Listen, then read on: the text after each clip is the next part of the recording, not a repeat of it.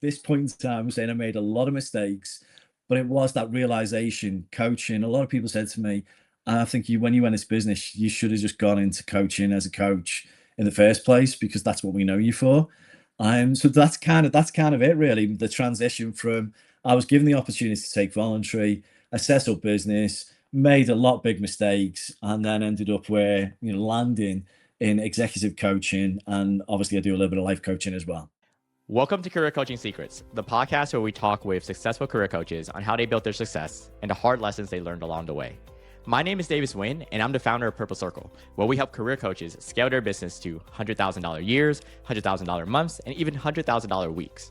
Before Purple Circle, I've grown several 7- and 8-figure career coaching businesses myself, and have been a consultant at 2 career coaching businesses that are doing over $100 million each. Whether you're an established coach or building your practice for the first time, you'll discover the secrets to elevating your coaching business. Welcome to Career Coaching Secrets Podcast. I'm Pedro, and today's guest is Paul Corke, an executive coach, a leadership philosopher, author, and speaker dedicated to helping leaders evolve with purpose and authenticity. With more than 30 years in leadership development, he's coached executives in over 40 countries, guiding them to strengthen presence, emotional intelligence, and lasting impact. Through his signature programs, Leadership 5.0 and You 2.0, Paul blends coaching, positive psychology, and mindset work to help individuals and organizations thrive in a fast-changing world. He is the author of 7 books and a global voice on the future of leadership and human potential. Welcome to the show, Paul. Oh, that was a great introduction. Thank you. Okay, well, I appreciate it, and also great to have you. I'm excited to talk with you since the first time we met. And I like to rewind a bit, go back to the origin story. Yeah. Because every coach has that moment where they look at their life and say, yeah, I guess this is what I'm doing now, right? So when was that for you? Yeah, it's interesting, isn't it? Because I look back and think, some people, there'll be something in the life where, it's quite a big experience that changes things for them. But I go back to childhood, and I was just that type of child that used to ask very, very deep questions. And I was always fascinated with the kind of why we were here. Now, just before I do get to that experience, I was really fortunate because I had 2 sets of parents. And the reason to say that is that I had my own parents, and the next door neighbors next door, they couldn't have children. So they adopted me as their own. So I'm very, very fortunate that I've had a really nice childhood, right? But I think what I learned from that is the nurturing aspect. And that nurturing aspect's always helped me as a coach. I think the emotional connection with people, I developed that through both sets of parents, as I call them. Yeah. So on the basis of that, though, I'm being set up and asking those deep questions. What was one of the turning points for me in my life is that back in 1989, I was at the Hillsborough football tragedy in the UK. And that was when 96, unfortunately, Liverpool supporters lost their life, now 97. And that day I was there, and without going into the story and into the details, it really made me look at life quite deeply. And the way I view life is that every day I wake up, life's a gift. And if I can give something back and I can help people, then, that's what I wanted to do. So although I had that in mind, it wasn't that I then went, I'm going to be a coach. What actually happened is that I was doing a number of jobs, and I eventually fell into a job in the financial services. And I saw a path that related to psychology, philosophy, the types of subjects that I was interested in. And that path of applying psychology was to become a trainer. And as part of becoming a trainer, you became a coach. And I didn't know an awful lot about it at that point in time, but obviously then read into it. And what was wonderful at the time for me is the company that I was working for, instead of putting you straight into the training environment, they got you to coach for 6 months. So we had new people coming into the organization. We were taught a couple of different models on coaching, and you literally coached for 6 months, right? And it was the most amazing foundation. And the reason amazing foundation is because it meant that when I went to the training room, I could train. It meant that I could facilitate. It meant that when I moved into leadership positions, I could lead because I was a facilitator, all through coaching.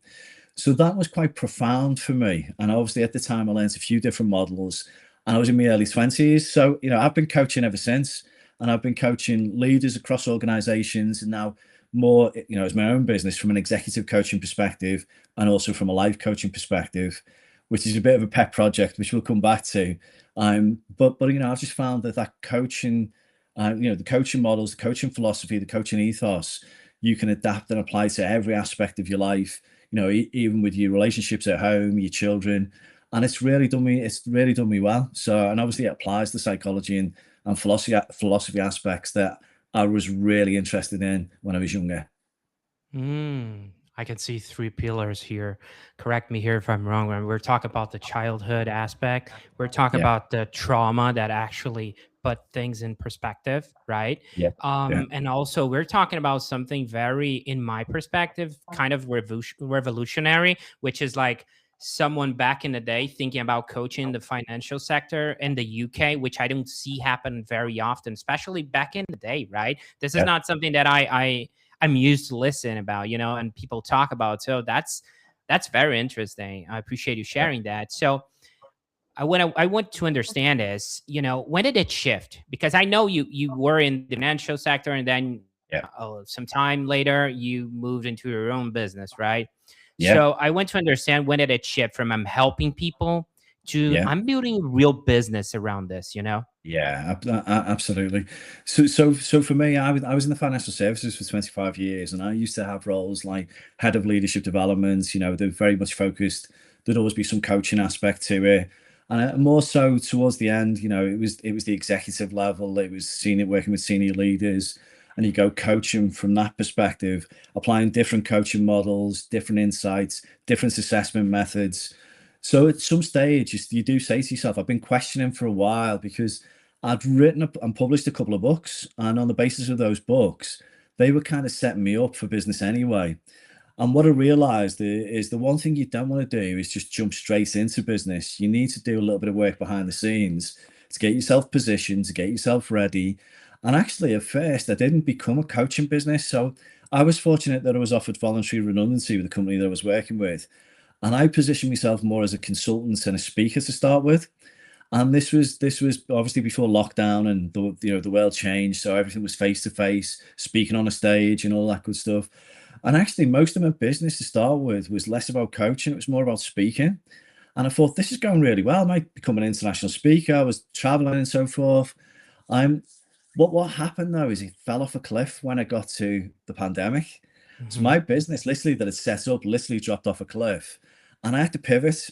And when I pivoted, it was then that I realized that really the real deep and meaningful part of me, the part of me that really aligns to my true self, was the coach. And that's when I started to set up the business. And I'm going to come back to the point of authenticity in a moment. But that point of really what I'm about is helping people. And if I can help people either in organizations, leaders, or I can help people in their life and make a big difference, at the end of the day, you can stand on a stage and inspire people for a day. But when you're actually coaching people and touching base with them regularly, that's where you're making real difference in people's lives. So it really hit me that one, I had all of the background, the 25 years of coaching. I'm, a couple of years then in business. And I think, do you know what? You make loads of mistakes when you go into business. So, loads of mistakes. Seriously, you really do. So I've just made so many. I'm the person who probably made all the mistakes, right? Because you go into business and I was like, I know what to do and so forth because I'm good at what I do. And whether I'm good at what I do, you leave that to other people's testimonials at the end of the day. But I look at that and went, I can do this, and I was sure in my mind. And then all of a sudden, you go, do you know what? I'm good at what I do, but I'm not good at business. And I just learned, and I was learning after failure, after failure, after mistake, but being able to be resilient enough to take the knockbacks or to take the disappointments and be able to pick yourself back up because maybe something didn't work or a client didn't want to work with you. And it's all about learning to position yourself. And it's all about learning through that experience. But I mean, there's a couple of things that I can really talk about that I've learned, which I'll come back to. I know you'd probably be interested in some of those things, but I know, I guess at this point in time, I'm saying I made a lot of mistakes, but it was that realization, coaching. A lot of people said to me, I think when you went into business, you should have just gone into coaching as a coach in the first place, because that's what we know you for. So that's kind of it really. The transition from I was given the opportunity to take voluntary, I set up business, made a lot of big mistakes, and then ended up where landing in executive coaching, and obviously I do a little bit of life coaching as well. I love the journey, Paul. I love the fact that it's so organic, so natural, right? It's not like, hey, I wake up one day and I became a coach. No, not No, exactly, right? no, It not is. at all. No, yeah, And you're well, you're in a way you were already placed yourself through financial services, right? That yeah, industry, but in yeah, some extent you were in contact with potential clients in the future, right? They're like, hey, Paul, do you yeah, do anything else by yourself? You know, that type of conversation, I imagine. And yeah, then the yeah, first one asks and the second one, and then you're like, okay, maybe we had something here, right? yeah. I It's love totally, that.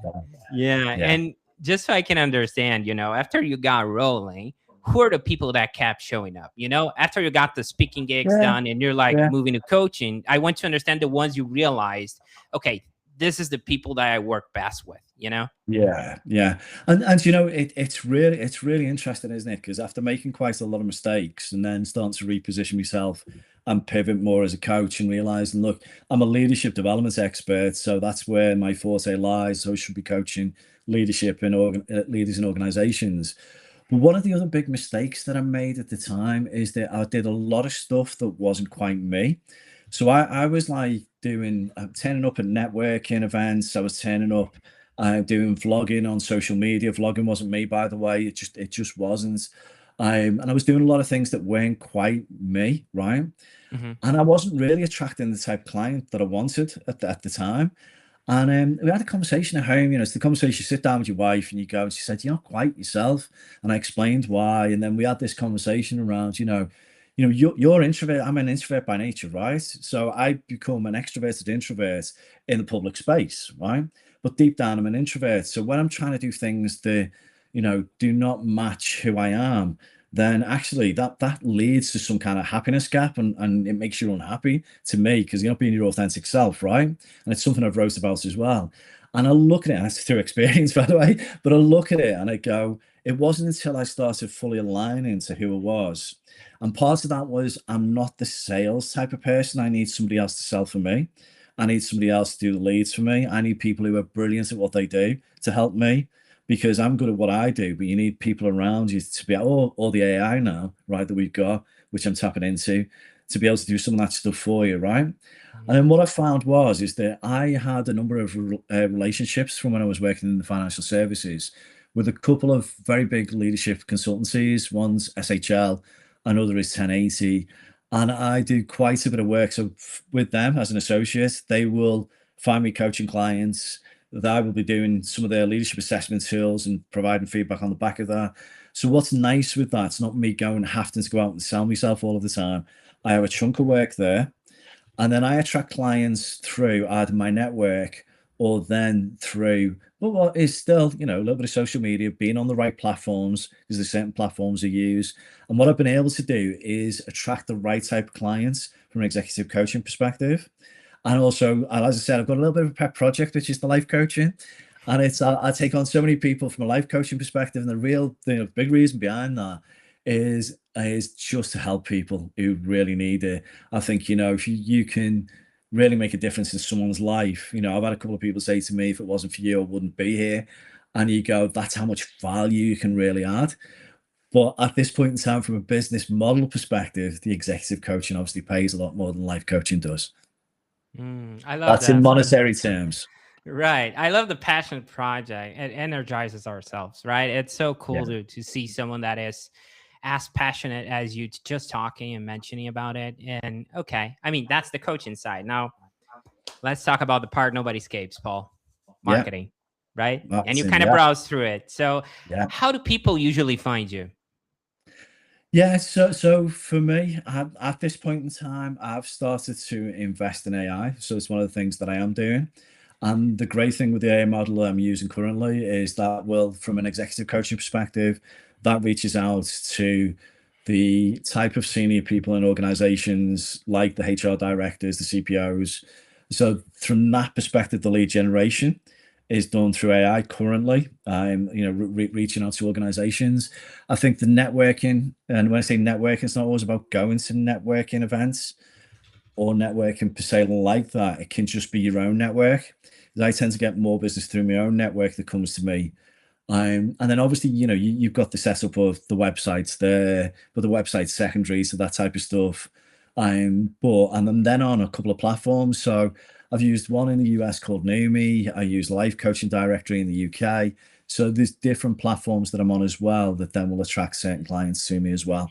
I think the way I view it is you're looking at different sources and ways of getting, because obviously I'll blog, I'll do a little bit of social media that you do and you put out. So it's having those different channels to attract the right type of clients. Interesting. Okay. Now I want to dive into the business side a little bit, if you don't mind. Yeah. So people find you, right? Yeah. They resonate with your work. Yeah. Imagine they would find you through your website, networking, the AI reach out, and eventually they want to know what working with you actually looks like, right? Yeah. So everyone builds their coaching business a bit differently. So when someone actually becomes a client, Paul, what does that experience look like right now? Yeah, so for me, it would be we have a discovery call, make sure that I'm the right coach for them. That's obviously the first part. From an executive coaching perspective, what I tend to do is have a tripartite meeting. So if they want it, it will be a meeting with their manager and themselves. If it's around leadership developments, make sure that we really refine what the coaching objectives are going to be. It gives me insights also from the manager, and it really, really does help at times. If they don't want to do that stage, that's fine. Some people come to you personally, just want coaching themselves, so don't want to include the organization. And then from an executive coaching perspective, I tend to do high tickets, which can be a 3-month program, which is high touch. You go, it's 2 sessions per month, 6 sessions, and then obviously you can continue after that. Normally we move to monthly. The whole point with that is really identifying what the leadership challenge is and then working around that. But for me, there's a certain amount of leadership assessment, leadership profiling that's included in that. I'll normally produce some form of report, which is really powerful as well. And we coach around it and off the back of it and help to push the dial quite quickly. Sometimes the executive coaching might be 1 session a month for a 6-month period. The great thing with that when you get to do that is you're working with somebody over a longer period of time. So you get to see, you really do get to see results as you're going through those 6 months. And then, a lot of the time, once again, it's if you want to continue, we can continue. So that's the executive coaching piece. From a life coaching perspective, slightly different. I'll do the discovery call and make sure that I can help the person firstly. Because I think what you've got to really understand is what issues they've got or what challenges or what they're looking to enhance and develop. And make sure that one, they need coaching, and 2, that I'm the right person for them as well and that we're a good match. Yeah. And then it's up to them then to go, I'll go, look, here's a couple of different options. You can take a program option.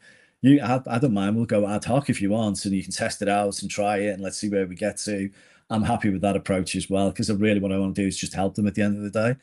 And then we move forwards. I honestly, from a life coaching perspective, I'm not about sales. I'm more about what's best for them, what's right for them, and what fits with them. And if it's, meeting every day or meeting once a week to start with, and then it starts to tail off, then whatever works best for the individual, if that makes sense. But for me, it is about bringing in key concepts, because I've published a number of books. So when I talk about Leadership 5.0, I published a book called Leadership 5.0, The Future of Leadership. So it talks about those concepts, philosophies, and models that are in that book. I will bring that into my executive coaching. And You 2.0, I've published quite a number of books on mindset.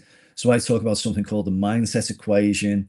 And also, just that, the positive psychology models that you can use that all relate and interlink, that will really help people to think about how they can be more intentional in their life, obviously more positive, and apply the lessons that I can obviously, it's not about telling, but it's about integrating that stuff through powerful questions and getting them to think about how they can apply it to their life. Interesting. I mean, Paul, your work seems pretty hands-on, right? We're talking about discovery calls, executive coaching piece, the life coaching piece. We're talking about coaching itself, right? We're talking about also books that you're publishing. So how do you think about capacity so you don't stretch yourself too thin? Yeah. For me, the last 2 years, and I am going to accelerate a little bit in the years to come, but the last couple of years have been more about balance. And because obviously I control and run my own business, it's always been, if the work is coming in, because obviously with the associate relationships that I've got, when that work comes in, I can be flat out at times. But what I do give myself is I will give myself a little bit of a break in between when things tail off a little bit. It's about the way you manage it really more than anything, because I feel that if you just stay flat out all of the time, you're going to burn yourself out. And that's not why I went into business. I went into business, one, to be at home. And most of my work is from home. I do some traveling, but most of it's from home, remote. That means I'm present as a father, right? Which I love, even when I'm, if I'm not with them, I'm still here, right? And that's an amazing thing. And it's quite funny because my wife goes out to the office now, what I used to do, and I'm the one at home, right? And two, there's that piece of I'm in control of my own destiny. So I get to make my own decisions. So if I start to get burnout, I'm doing that to myself at the end of the day. So it's about getting the balance right, and it is about the way that you prioritize and the way that you structure. Interesting. Now let me dive into a part that I think it's very important, because you're looking at both sides here. You're comparing executive coaching to life coaching, which is a passion project. I want to understand the pricing point here, and I'm not talking about Yeah. hard numbers. I want to understand Yeah. commitment, because obviously I imagine, I'm just assuming here, there's a difference here in pricing. Yeah. I Yeah, imagine, right? definitely. Yeah. Do you see, based on your experience, difference in commitment when we have like a pricing point in the live coaching potentially that is lower than the executive coaching piece? Do you see Yeah. like people don't commit as much, or how do you see that, if that happened to you or not? I just want to understand your point of view on it, comparing those, because I see that's a hot topic, at least in the coaching space. Yeah, it's interesting, isn't it? Because I think the biggest thing that you think about when you first go over to business is how do I price things? And do you know what? At times I haven't got it right at all, and I've lost business. And other times I think I have got it right. The way that I do it now, this is just for me, doesn't make it right, right? Okay, is that I have a price from an executive coaching perspective. So the price that I've got there is, if I'm working with organizations, I charge a certain price. If an individual comes to me off their own bat, not as part of the organization, then it will be slightly reduced the price, but it's still obviously a lot higher than what it is from a life coaching perspective, right? And they're my set prices. I don't deviate. I don't tend to negotiate. They're my set prices for executive coaching. I think you've got to understand what you're worth at the end of the day. And I think that's something that you learn at some point, but I know exactly what I'm worth from that perspective. Life coaching, because it is a bit of a pet project for me, I tend to be very, very flexible, but I still do the same thing. So I will gauge whether I'm dealing with a professional person. So if I'm dealing with a professional person, their type of issues and what their focus is, will be slightly different to somebody who maybe isn't as professional, or is a professional but has a lot going on and a lot to work on. And I might price slightly differently. So I tend to price slightly higher, obviously, with more professional people from a life coaching perspective. And then I just do the standard rate for anybody who really needs help. And do you know what you get sometimes? You can position a price and someone will go, and I can tell, you go, is that too much? Is that what you were expecting? And if it's not, they were expecting to pay a little bit less. If I feel that I can accommodate them and I really want to help them, then I don't mind charging that, because that's about help rather than, most of my business will be executive coaching anyway. As I say, it's when I can help people shift the dial. Price isn't as much of an issue for me, if you know what I mean. Yeah, I got it. And I have a follow-up question, because I think this topic is so interesting. It's like the organizations aspect, right? That part. What I want to understand is, have you ever found yourself in the position that you were hired by someone and that person was actually the problem and not really the organization itself? Like, oh, my team is underperforming, and that's the person who hired you, and you get there and you're like, how do I navigate this conversation? Have something like that happened to you in the past? Just out of curiosity, really. Yeah, absolutely. It can happen, yeah. And sometimes it can happen where you go in to coach people and they do really think that the culture of the organization is very, very difficult. And actually, when you go in, you find that it is. And I think what I tend to focus on is what they can control in the situation, as opposed to what they are unable to control. And it puts them in a much better place. For some people, it might be having that honest conversation. Do you see yourself? Is there a career here for you? Because if there's not, you've got to ask yourself the question around what your options are. And you go, let's have that conversation, those difficult conversations. I think, if it was that manager per se that was, the blocking piece in the whole jigsaw and the whole argument, then you've got to have a word to them. You've got to have a conversation. You've got to give them some feedback. But you've got to make sure that feedback, you can't just go running back based on what people have told you, because every coaching conversation is confidential. So to me, you've got to really think about the way you position anything like that with that particular person then.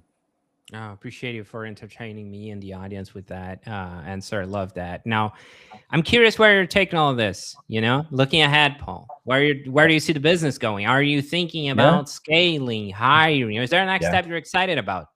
Yeah, so for me, I've kind of had 2 years where I've consolidated, stayed a little bit out the limelight, and things have been ticking along quite nicely. I've got to that stage right now where I've kind of set myself the goal financially to go in the next 3 years. I want to scale times 10, and then year 4 and 5, I want to scale times 10 again. Now, that's not always about volume. That's about the financial gain at the end of the day, right? So you go, I'm going to go 10 times what I'm earning now, and I want to go 10 times again, right? So that's kind of in my mind's eye. I'm a massive believer in manifestation. I really do believe that you force create reality. If you believe in that type of thing, I think you're the master of your own destiny. And it's not that I see myself as a manifestation coach. I'm just saying it's something that I personally believe in.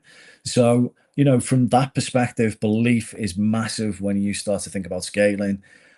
Partly it's been about being the right time. And also, you've got to get to a place where you've got a real solid identity. And as I said at the start, I made a lot of mistakes to get to where I've got to right now. And one of the biggest things for me is being as authentic as I possibly can. And I think aligning to your values. So my values are about that I want to help people, right? The second one is I want to do it in a creative way. And the third one is I want to do it with integrity, right? And they're just three of my values as an example. You go, but do you know what? At some stage, I don't think I was aligned to my values. And now that I am, and I feel that I've got the brand in the right place, I think that I'm in the right place. And now, from a life perspective, because it's with kids and family as well, I'm in a place where I feel I can scale up and accelerate and start to maybe charge more in the future as well.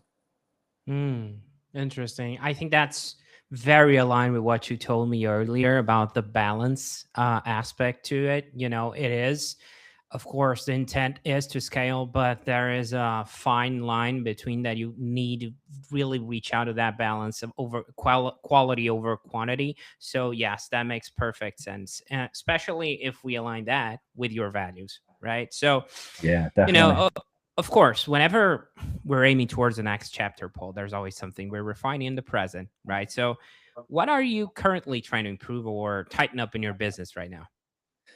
Yeah, so tighten up. I think, I think with every year, the start of every year, it gives you the opportunity to think about your brand, think about the direction that you're going in. Quite recently, I kind of focused a little bit on repositioning myself, and I've kind of been thought leader. Now it's leadership philosopher, but that really resonates and feels right for me on the basis of where I'm going and what I'm doing, especially from a writing perspective, because I've written about what has been and published books on mindset, leadership, happiness. I've actually published recently a fiction book, and it's about the future and how the future will change, called Symposium. So it's been a great pet project too.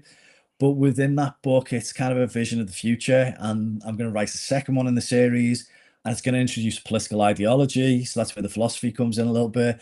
And I've got a book as well that I want to write on love, right? So that's all, and once again, quite deep. So that side to me is the leadership philosopher. So it all comes out in what I write about, if that makes sense.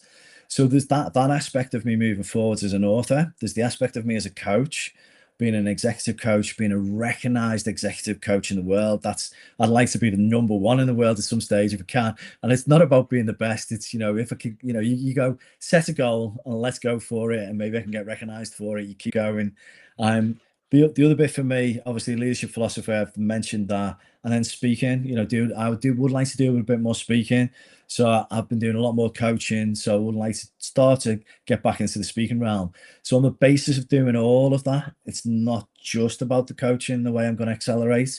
And hopefully on that kind of business model of what I've been framing, end of last year to this year, that's going to move me forwards into the future, if that makes sense. Mhm. It makes perfect sense. I love the fact that, yeah, I think the creative aspect that you mentioned on the values is like so present, right? We're talking about passion projects like back and forth. So I really like that. And I want to tap into your experience for a second, because Yeah, people listening can really benefit from this. You've been in the game long enough to hear all kinds of business advice, some are good, yeah. some are bad, basically that. So, what's one piece of business advice you hear all the time that you think, oh, that's overrated or misunderstood? Bit business advice that's overrated. That's really, really interesting. I think the part of business advice to me that's overrated is the from a development perspective. If you just put people on courses, right, that they're getting development. Development isn't just about putting people on a course. It's about sitting down, and this is the thing for me, right? When I worked in organizations, is that a lot of the conversations that organizations have are about performance, right? And Hmm. performance is about the organization's agenda, right? For me, when a person comes into the organization, they've come to your organization because they're attracted to the organization, maybe the culture of the organization, and it should be flipped, right? So it should be about their career and their developments, right? But development isn't just we'll throw you on a course or we'll give you a bit of coaching, right? It should be about the integrated career path that relates to their development. So where they see their career going, whether it's inside or outside the organization, let's be mature and adult enough to have that conversation where they see themselves in the future. And then we create development around that, right? And what that means is that any experience is that we're touching base. So if they do go on a 2-day course, it's not just go on the 2-day course, right? Now you can give feedback, right? Crack on. It's got to be we check back in. We check back in. How's delivering feedback going, right? What's next for you, and how does this all link to your career path and your career journey? And I think it's so important that we have these conversations with individuals as humans on their agenda rather than it being on the organization's agenda, which is just to perform and you crack on with your own developments. Mm.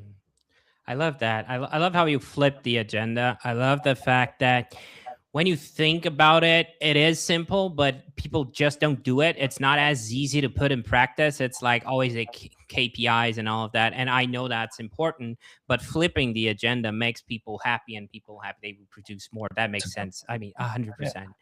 Right. And on the other side, what's a piece of advice you wish more people actually took seriously? From an organizational perspective, or just from a coaching perspective, as in, I think like in a business, could be yeah, coaching, whatever you feel like makes more sense. I'll give you, yeah, I'm yeah, going to give you an example, or yeah, like, I feel like especially in the coaching space, this is just my example. It's like we see a lot of coaches wearing all the hats, right? And sometimes they're like they have a lot of unbillable hours. They don't take efficiency so seriously, so they can yeah. focus on exactly what I need to do. So that's one thing that popped up on my head, but I'm not sure on your end what that would look like. Yeah, so for me, and only because I've made the mistakes, right? You go, coming back to some of those mistakes that I've made. I think there's two big mistakes I haven't mentioned, by the way. One was when I first went into business as a coach. I think you should start it as a sideline and get some clients before you go fully into business. I think that's really important as a piece of advice. I went into business and just expected clients to come running to me, and that didn't happen, right? But naivety and the mistakes you make and so forth. But you live and learn, right? But the second bit for me is, I think it's just on this a little bit earlier, is the advice that I think you should listen to is when people say that you focus on what you do best and allow the people who you can pay, all right, you've got to pay, but around you who are good at what they do to do what they do well. So for me, I tried to do all my social media. It was taking up far too much time, to start with. And, it wasn't as effective as somebody who knows what they're doing. Your SEO with your website, all of that stuff, there are experts out there that can help you, right? And to me, it's about making sure that you do what you do best and then pay the other people who can help you around you, support your business. because, and it's a bit like I always relate to it at home, right? Some people like to decorate the house. Now, that's fair enough if you do, and you're very good at it, you're going to get the right result, right? But if you're like me, right? So I can decorate, but I don't decorate particularly well. And the wife, you've got great stuff, right? And the wife doesn't like me doing it too. So I get paint anywhere and everywhere, right? So on the basis of that is bring somebody in who is brilliant at decorating, and what you get is you get a very professional job. So I do think, if you're a coach and you're in business, don't try and do it all yourself, because if you do, you're just not going to get where you need to get to.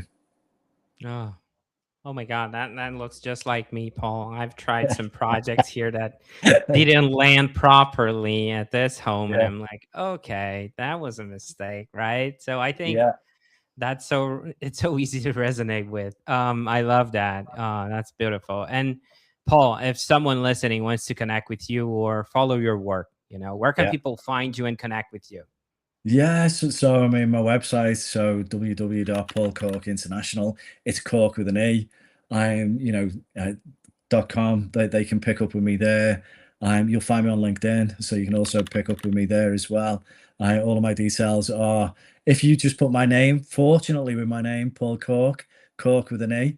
There are not many Paul Corks in the world, so it literally brings me up straight away. So I'm very, very lucky there.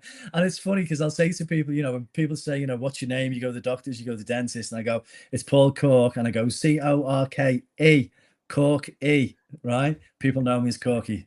Oh, I love it. Okay. There were a few things you shared today that really, I think, really stay with me, Paul. Uh, First, the origin story, right? We were talking about the childhood. That was a great childhood. And then you had that trauma, the experience with the Liverpool tragedy in '89. So sorry to hear that, actually. I mean, Yeah, but that, in a way, put things in perspective, right? So yeah, we're like, okay, it's one life. I have every day to live the best of it.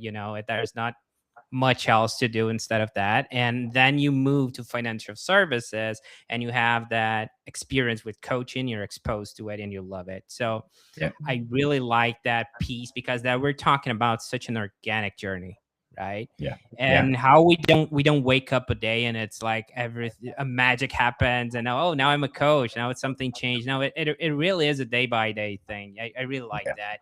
And and how you were so, I would say, so open, like, oh, I made mistakes, I've that fell off a cliff after pandemic, the speaking gigs, right? And then, but at the same time, while you fell off a cliff, you found yourself, that what you true love, right, which is coaching. yeah, So yeah, that really makes, I think, makes the story even more special.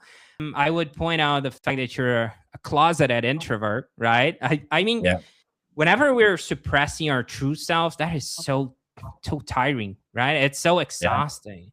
I mean, yeah, and we see a lot of people doing that in the corporate space, right? They're yeah, like trying to blend in and they forget about who they truly are. And at the same time, you experience that, and you're like, okay, this is not for me. I'm not gonna do, I don't know, X, Y, and Z videos or whatever, because this doesn't feel right to me. Alignment, I think it's a key word here.